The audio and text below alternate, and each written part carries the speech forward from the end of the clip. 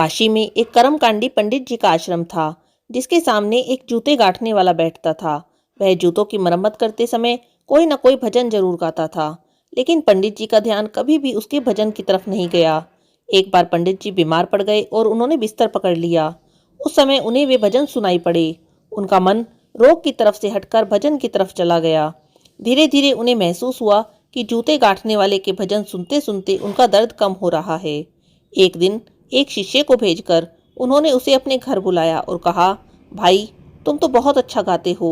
मेरा रोग बड़े बड़े वैद्यों के इलाज से भी ठीक नहीं हो रहा था, लेकिन तुम्हारे भजन सुनकर मैं ठीक होने लगा।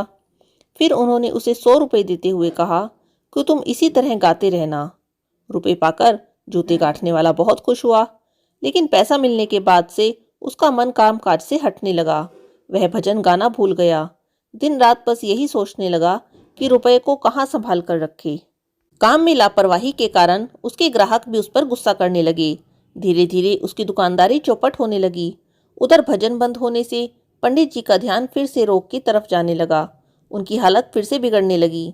एक दिन अचानक जूते गांठने वाला पंडित जी के पास जाता है और कहता है, आप अपना पैसा रख लीजिए।